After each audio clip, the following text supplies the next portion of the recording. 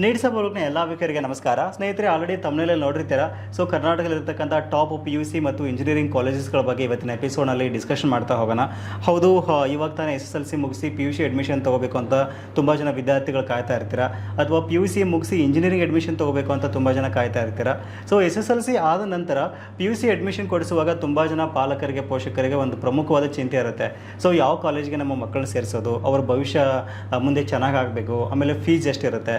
ಈ ಬರೀ PUC ಅಷ್ಟೇ ಅಲ್ಲ, PUC ಜೊತೆಗೆ JEE ಆಗಿರ್ಬೋದು, ನೀಟ್ ಆಗಿರ್ಬೋದು, CET ಮುಂದೆ ಬರ್ತಕ್ಕಂಥ ಒಂದು ಎಕ್ಸಾಮ್ಗಳಿಗೆ ಅಲ್ಲಿ ತರಬೇತಿನ ಕೊಡ್ತಾರಾ ಇಲ್ವೋ, ಈ ಥರ ತುಂಬ ಒಂದು ಚಿಂತೆಗಳಿರುತ್ತೆ. ಆಮೇಲೆ ಕನ್ಫ್ಯೂಷನ್ಸ್ ತುಂಬ ಇರುತ್ತೆ ಕಾಲೇಜ್ಗಳ ಆಯ್ಕೆ ಒಂದು ಸಂದರ್ಭದಲ್ಲಿ.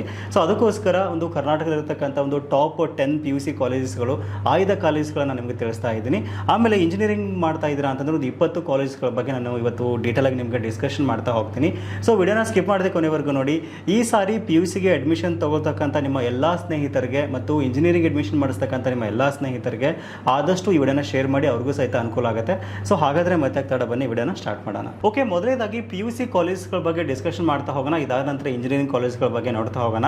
ಸೊ ನೀವೇನಾದರೂ SSLC ಮುಗಿಸಿ PUCಗೆ ಜಾಯ್ನ್ ಆಗ್ತಿದ್ದೀರಾ ಅಂತಂದರೆ, ಇನ್ ಕೇಸ್ ನೀವೇನಾದರೂ ವಿಜ್ಞಾನ ಅಥವಾ ಒಂದು ವಾಣಿಜ್ಯ ವಿಭಾಗ ತಗೋತೀರಾ ಅಂತಂದರೆ, ಸೈನ್ಸ್ ಅಥವಾ ಕಾಮರ್ಸ್ ಸ್ಟ್ರೀಮ್ ತಗೋತೀರಾ ಅಂತಂದರೆ ಈ ಕಾಲೇಜ್ಗಳು ನಿಮಗೆ ತುಂಬ ಅನುಕೂಲ ಆಗುತ್ತೆ ಅಂತ ಹೇಳ್ಬೋದು.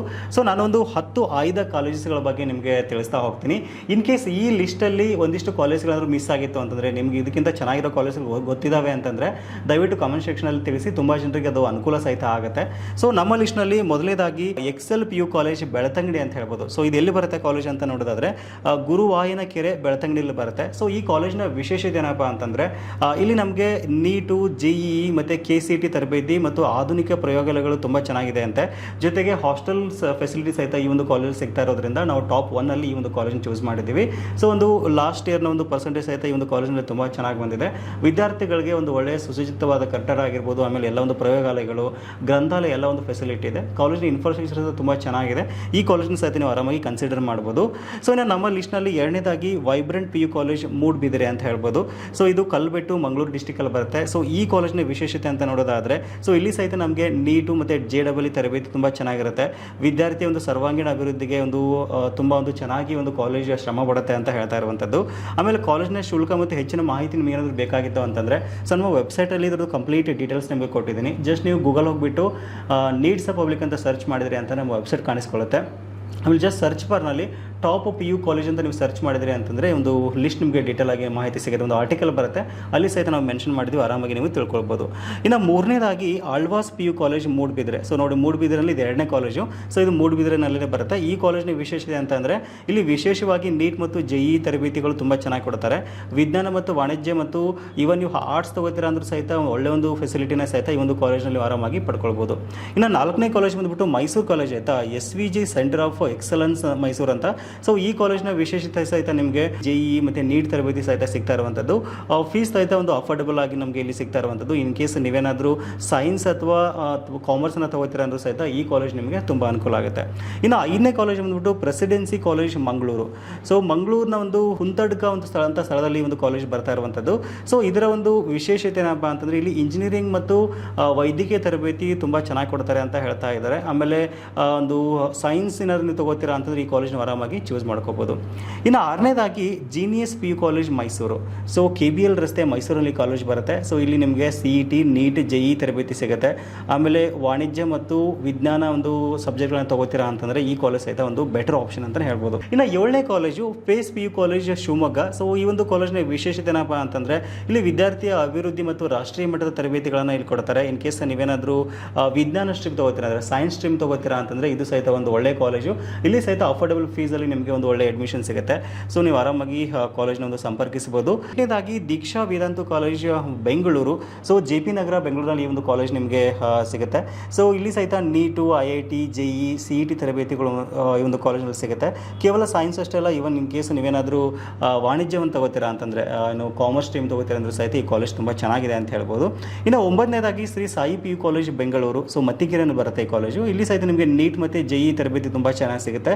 ಇನ್ ಕೇಸ್ ನೀವು ನೀವೇನಾದರೂ ಸೈನ್ಸ್ ತೊಗೋತೀರಾ ಅಂತಂದರೆ ಈ ಕಾಲೇಜ್ ಬೆಟರ್ ಆಪ್ಷನ್ ಅಂತಲೇ ಹೇಳ್ಬೋದು. ಇನ್ನು ನೆಕ್ಸ್ಟ್ 10ನೇದಾಗಿ Cambridge PU college Bengaluru KR ಪುರಂನಲ್ಲಿದೆ. ಇಲ್ಲಿ ಸಹಿತ ನಿಮಗೆ ನೀಟ್ ಮತ್ತು JEE ತರಬೇತಿ ತುಂಬ ಚೆನ್ನಾಗಿ ಸಿಗುತ್ತೆ. ಇನ್ ಕೇಸ್ ನೀವು ಸೈನ್ಸ್ ಸ್ಟ್ರೀಮ್ ತೊಗೋತೀರಾ ಅಂದರೆ PCMB PCMC ತೊಗೋತೀರಾ ಅಂದರೂ ಸಹಿತ ಈ ಕಾಲೇಜ್ ತುಂಬ ಚೆನ್ನಾಗಿದೆ ಅಂತ ಹೇಳ್ಬೋದು. ಸೊ ಈ ಕಾಲೇಜ್ಗಳನ್ನು ಹೊರತುಪಡಿಸಿ ಕರ್ನಾಟಕದಲ್ಲಿ ಇನ್ನೂ ತುಂಬ ಒಳ್ಳೊಳ್ಳೆ ಕಾಲೇಜ್ಗಳಿದ್ದಾವೆ. ನಾವು 5 ಕಾಲೇಜ್ಗಳನ್ನು ನಿಮಗೆ ಹೇಳ್ತಾ ಇದ್ದೀನಿ. ಇನ್ ಕೇಸ್ ನಿಮಗೆ ಗೊತ್ತಿರತಕ್ಕಂಥ ಇನ್ನೂ ಒಳ್ಳೊಳ್ಳೆ ಕಾಲೇಜ್ ಇತ್ತು ಅಂದರೆ ಮಿಸ್ ಮಾಡೋದ ಕಮೆಂಟಲ್ಲಿ ತಿಳಿಸಿ, ತುಂಬ ಜನರಿಗೆ ಅನುಕೂಲ ಆಗುತ್ತೆ. ಇನ್ನು ನೆಕ್ಸ್ಟ್ ಟಾಪ್ 20 ಇಂಜಿನಿಯರಿಂಗ್ ಕಾಲೇಜ್ಗಳ ಬಗ್ಗೆ ಮಾತಾಡೋದಾದರೆ PUC ಮುಗಿಸಿದ ನಂತರ ತುಂಬ ಜನರಿಗೆ ಕನ್ಫ್ಯೂಷನ್ ಇರುತ್ತೆ. ಸೊ ಯಾವ ಇಂಜಿನಿಯರಿಂಗ್ ಕಾಲೇಜ್ ತೊಗೊಳ್ಳೋದು, ಫೀಸ್ ಏನಿರುತ್ತೆ, ಸೊ ಆ ಕಾಲೇಜ್ ತೊಗೊಂಡ ತಕ್ಷಣ ನಮ್ಗೆ ಏನಾದರೂ ನೆಕ್ಸ್ಟ್ ಪ್ಲೇಸ್ಮೆಂಟ್ ಆಗುತ್ತಾ, ನಮ್ಮ ಕರಿಯರ್ ಹೇಗೆ ಅಂತ ತುಂಬ ಜನರಿಗೆ ಕನ್ಫ್ಯೂಷನ್ ಇರುತ್ತೆ. ಸೊ ಹಾಗಾಗಿ ಎಲ್ಲವನ್ನ ಕನ್ಸಿಡರ್ ಮಾಡಿ ನಾನು ಒಂದು 20 ಕಾಲೇಜ್ಗಳನ್ನು ಚೂಸ್ ಮಾಡಿದ್ದೀನಿ. ಇದನ್ನು ಹೊರತುಪಡಿಸಿ ಇನ್ ಕೇಸ್ ಏನಾದರೂ ಕಾಲೇಜ್ ಇತ್ತು ಅಂತಂದರೆ ದಯವಿಟ್ಟು ಕಮೆಂಟ್ನಲ್ಲಿ ತಿಳಿಸಿ. ಸೊ ನಾನು ಈ 20 ಕಾಲೇಜ್ನ ಯಾವ ರೀತಿ ಕನ್ಸಿಡರ್ ಮಾಡಿದ್ದೀನಿ ಅಂತಂದರೆ ಮೇನ್ ಆಗಿ NIRF ರ್ಯಾಂಕಿಂಗ್ನ ಕನ್ಸಿಡರ್ ಮಾಡಿದ್ದೀನಿ. 2023ನಲ್ಲಿ ಒಂದಿಷ್ಟು ರ್ಯಾಂಕಿಂಗ್ ಬಂದಿದೆ. ಸೊ ಇದರಲ್ಲಿ ಮೇನ್ ಆಗಿ ಒಂದು ಪ್ಲೇಸ್ಮೆಂಟ್ ಆಗಿರ್ಬೋದು, ಕಾಲೇಜ್ನ ಇನ್ಫ್ರಾಸ್ಟ್ರಕ್ಚರ್ ಆಗಿರ್ಬೋದು, ಲೈಬ್ರರಿ ಫೆಸಿಲಿಟಿ ಆಗಿರ್ಬೋದು, ಆಮೇಲೆ ಲ್ಯಾಬ್ ಫೆಸಿಲಿಟಿ ಆಗಿರ್ಬೋದು, ಹೀಗೆ ಒಂದು ಹಲವಾರು ಅಂಶಗಳನ್ನು ಇಲ್ಲಿ ಕನ್ಸಿಡರ್ ಮಾಡಿಬಿಟ್ಟು ರ್ಯಾಂಕಿಂಗ್ನ ಕೊಡ್ತಾರೆ. ಸೊ ನಮ್ಮ ಒಂದು ಲಿಸ್ಟ್ನಲ್ಲಿ ಮೊದಲನೇ ಕಾಲೇಜ್ ಬಂದ್ಬಿಟ್ಟು Indian institute of science IISc Bengaluru. So ಈ ಕಾಲೇಜ್ 2023ನೇ ಒಂದು NRF ರ್ಯಾಂಕಿಂಗ್ನಲ್ಲಿ ನಂಬರ್ 1 ಸ್ಥಾನವನ್ನು ಪಡ್ಕೊಂಡಿದೆ. ಒಂದು ಒಳ್ಳೆ ಒಂದು ಕಂಪ್ನಿಗಳಲ್ಲಿ ಬರುತ್ತೆ. ಆಮೇಲೆ ತುಂಬ ಚೆನ್ನಾಗಿ ನಿಮ್ಗೆ ಪ್ಲೇಸ್ಮೆಂಟ್ ಸಿಗುತ್ತೆ. ಆಮೇಲೆ ಒಳ್ಳೆ ಒಂದು ಎಜುಕೇಷನ್ ಸಹಿತ ಆರಾಮಾಗಿ ನಾವು ಈ ಕಾಲೇಜ್ನಲ್ಲಿ ಎಕ್ಸ್ಪೆಕ್ಟ್ ಮಾಡ್ಬೋದು. ಆಮೇಲೆ ಫೀಸ್ ಸಹಿತ ನಿಮಗೆ ತುಂಬ ಅಫೋರ್ಡೆಬಲ್ ಆಗಿರುತ್ತೆ. ಹಾಗಾಗಿ ನಾನು ಇದನ್ನ ಫಸ್ಟ್ ಅಂತ ಕನ್ಸಿಡರ್ ಮಾಡಿದ್ದೀನಿ. ಇನ್ನು ಎರಡನೇದಾಗಿ Indian institute of technology IIT Dharwad. So in case ನೀವೇನಾದರೂ IIT ತಗೋತಾ ಇದ್ದೀರಾ ಅಂತಂದರೆ, ಒಂದು ಒಳ್ಳೆ ರ್ಯಾಂಕಿಂಗ್ ಬಂತು ಅಂತಂದರೆ ಯಾವುದೇ ಕಾರಣಕ್ಕೂ ಧಾರವಾಡ ಕಾಲೇಜ್ನ ಮಿಸ್ ಮಾಡೋಕ್ಕೆ ಹೋಗಬೇಡಿ. ಒಂದು ಒಳ್ಳೆ ಇನ್ಫ್ರಾಸ್ಟ್ರಕ್ಚರ್ ಇದೆ, ಒಂದು ಬೆಸ್ಟ್ ಕಾಲೇಜ್ ಅಂತ ಹೇಳ್ಬೋದು. ಒಳ್ಳೊಳ್ಳೆ ಒಂದು ಕೋರ್ಸ್ಗಳನ್ನ ಚೂಸ್ ಮಾಡ್ಕೋಬೋದು. ಮೆಕ್ಯಾನಿಕಲ್ ತಗೋತೀರಾ ಅಂದರೆ, ಸಿವಿಲ್ ತಗೋತೀರಾ ಅಂತಂದರೆ, ಕಂಪ್ಯೂಟರ್ ಸೈನ್ಸ್ ತಗೋತೀರಾ ಅಂತಂದರೆ ಒಂದು ಒಳ್ಳೆ ಭವಿಷ್ಯವನ್ನು ನೀವು ಆರಾಮಾಗಿ IIT ಧಾರವಾಡದಲ್ಲಿ ಕಟ್ಕೊಳ್ಬೋದು. ಸೊ IIT ಬಗ್ಗೆ ಎರಡು ಮಾತೆಲ್ಲ ತುಂಬ ಚೆನ್ನಾಗಿದೆ, ಆರಾಮಾಗಿ ನೀವು ಇದನ್ನ ಚೂಸ್ ಮಾಡ್ಬೋದು.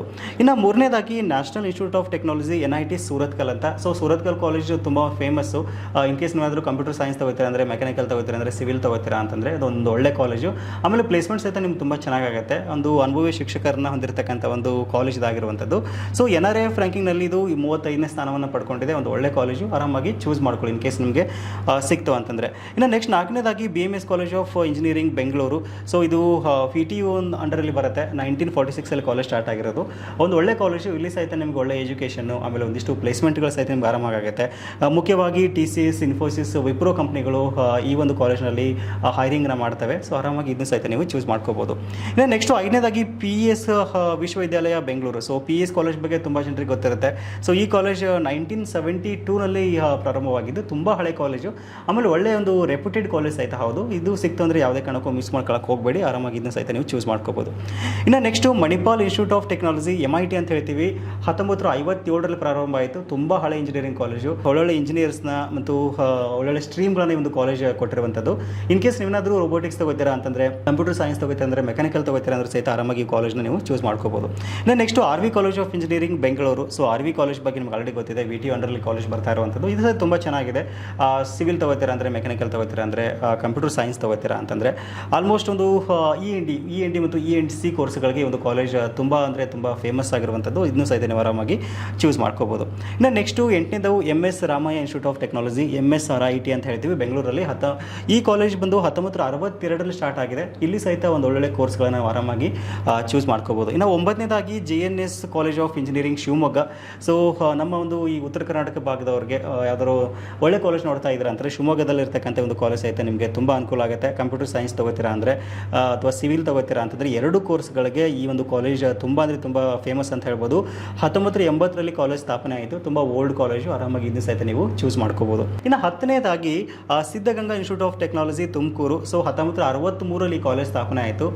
ಅಫೋರ್ಡೆಬಲ್ ಫೀಸು, ಒಳ್ಳೆ ಶಿಕ್ಷಣ, ಒಂದು ಒಳ್ಳೆ ಪ್ಲೇಸ್ಮೆಂಟ್ ನೋಡ್ತಾ ಇದ್ದೀರಾ ಅಂತಂದರೆ ಈ ಕಾಲೇಜ್ ಸಹಿತ ಒಂದು ಉತ್ತಮವಾದ ಆಯ್ಕೆ ಅಂತ ಹೇಳ್ಬೋದು. ಕಂಪ್ಯೂಟರ್ ಸೈನ್ಸ್ ಮತ್ತು ಎಲೆಕ್ಟ್ರಾನಿಕ್ಸ್ ತಗೋತೀರಾ ಅಂತಂದರೆ 2 ಬ್ರಾಂಚ್ ಈ ಕಾಲೇಜಲ್ಲಿ ತುಂಬ ಫೇಮಸ್ ಇದೆ ಅಂತ ಹೇಳ್ತಾರೆ. ಸೊ ಆರಾಮಾಗಿ ಇದನ್ನು ಸಹಿತ ನೀವು ಚೂಸ್ ಮಾಡ್ಕೋಬೋದು. ಸೊ ಇನ್ನು ಉಳಿದ ಒಂದು 10 ಕಾಲೇಜ್ ಬಗ್ಗೆ ನಾನು ಜಸ್ಟ್ ನಿಮಗೆ ಹೆಸರು ಹೇಳ್ತಾ ಹೋಗ್ತೀನಿ, ಇಲ್ಲಾಂದರೆ ವಿಡಿಯೋ ತುಂಬ ಲೆಂತ್ ಆಗಿಬಿಡುತ್ತೆ. ಆಮೇಲೆ ಈ ಮಾಹಿತಿ ನಿಮ್ಗೆ ಬೇಕು ಅಂತಂದರೆ ಜಸ್ಟ್ ಗೂಗಲ್ ಹೋಗ್ಬಿಟ್ಟು ಮತ್ತೊಂದು ಸರ್ ರಿಪೀಟ್ ಮಾಡ್ತಾ ಇದ್ದೀನಿ, ನೀಟ್ಸ್ ಹೋಗ್ಲಿಕ್ಕೆ ಅಂತ ಸರ್ಚ್ ಮಾಡಿ ನಮ್ಮ ವೆಬ್ಸೈಟ್ ಕಾಣಿಸ್ಕೊಳ್ಳುತ್ತೆ, ಸೆಲೆಕ್ಟ್ ಮಾಡ್ಕೊಳ್ಳಿ. ಸರ್ಚ್ ಬಾರಲ್ಲಿ ಟಾಪ್ 20 ಇಂಜಿನಿಯರಿಂಗ್ ಕಾಲೇಜ್ ಅಂತ ನೀವು ಜಸ್ಟ್ ಸರ್ಚ್ ಮಾಡಿದರೆ ಸಾಕು, ನಿಮಗೆ ಈ ಆರ್ಟಿಕಲ್ ಸಿಗುತ್ತೆ. ಇಲ್ಲ 2 ಆರ್ಟಿಕಲ್ನ ನೇರವಾದ ಲಿಂಕನ್ನು ವಿಡಿಯೋದ ಡಿಸ್ಕ್ರಿಪ್ಷನ್ ಕೊಟ್ಟಿದ್ದೀನಿ, ಒಂದ್ಸರಿ ಆರಾಮಾಗಿ ನೀವು ಚೆಕ್ ಮಾಡ್ಕೋಬೋದು. ಇನ್ನು 11ನೇ ಕಾಲೇಜ್ ಬಂದುಬಿಟ್ಟು NMAMIT ಅಂತೇಳಿ ಶಿವಮೊಗ್ಗದಲ್ಲಿ ಇರುವಂಥದ್ದು.